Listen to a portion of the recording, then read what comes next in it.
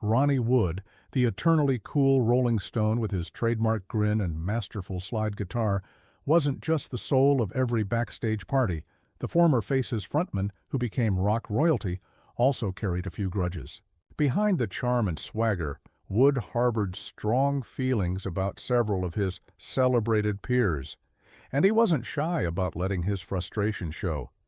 When Charlie Watts passed away, Ronnie admitted, "Some things are beyond our control," and losing Charlie was one of those things.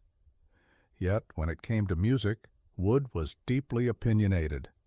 The London-born guitarist, whose unforgettable solos powered hits like Miss You and Start Me Up, was known for his easygoing vibe. But that relaxed spirit often masked some very sharp criticisms of other bands.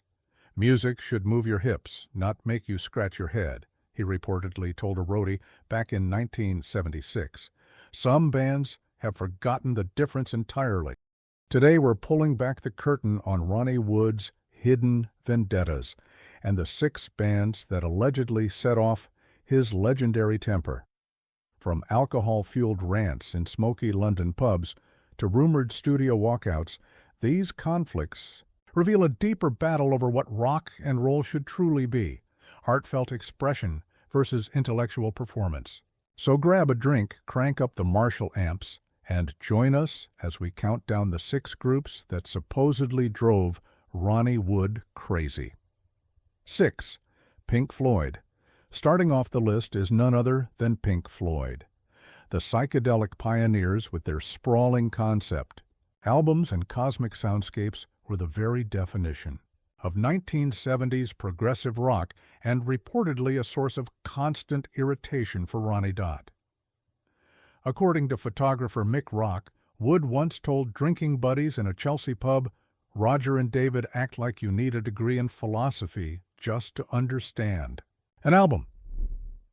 They've forgotten rock is supposed to feel good, not feel like homework. What bothered him most wasn't only their experimental style, but also their attitude.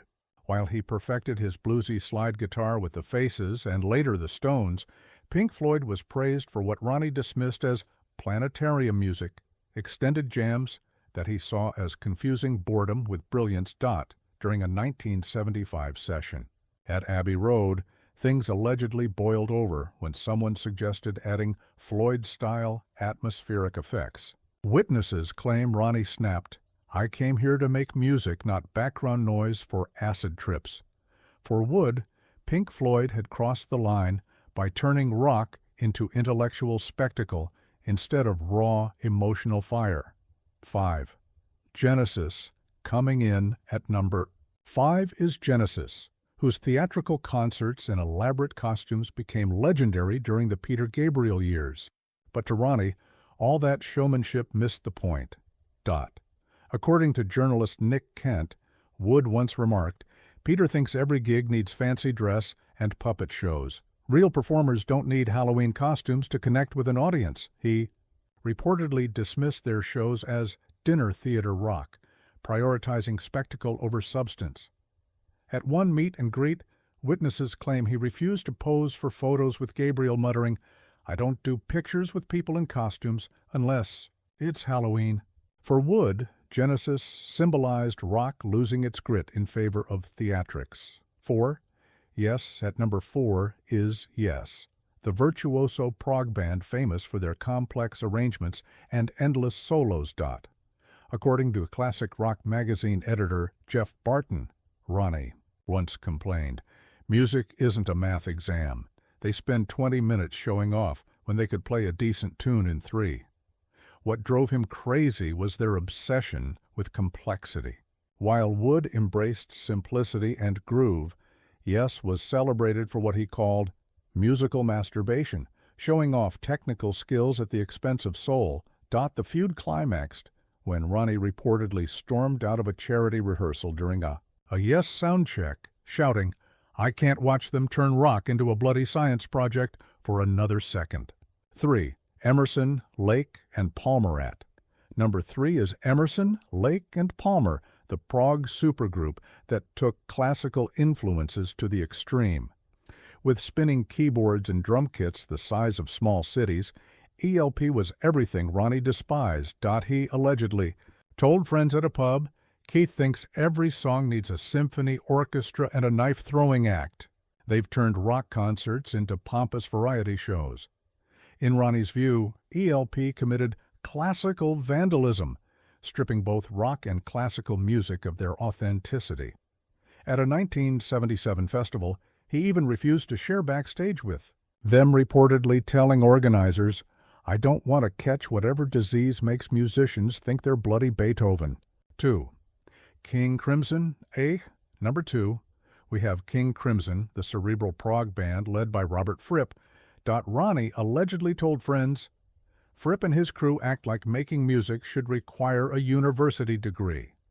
They've confused cleverness with being musical." What annoyed him most was how critics celebrated their intellectual approach while his own blues-driven style was sometimes dismissed as too simple. He reportedly fumed, "They're trying to turn rock into a science experiment, while the rest of us are just trying to make people dance." 1. Jethro Tull. Finally topping the list is Jethro Tull. According to Melody Maker journalist Roy Hollingworth, Ronnie once scoffed, "Ian Anderson thinks bringing a bloody flute to a rock concert makes him innovative. Real rock instruments have strings and amplifiers, not holes you blow through." For Wood, Jethro Tull's medieval costumes and folk rock leanings felt like a betrayal of what rock stood for. At parties, he reportedly dismissed them as nursery rhyme melodies for hippies in tights. The feud escalated during the 1970s as Tull's success grew. Ronnie apparently became obsessed with proving they weren't a real rock band, allegedly saying, "We actually rock." They prance around in tights playing medieval elevator music. And there you have it, 6 legendary bands that supposedly pushed Ronnie Wood over the edge. Which of these rivalries shocks you the most? Let us know in the comments, and don't forget to subscribe for more explosive rock and roll stories. Please don't forget to subscribe and hit the bell icon.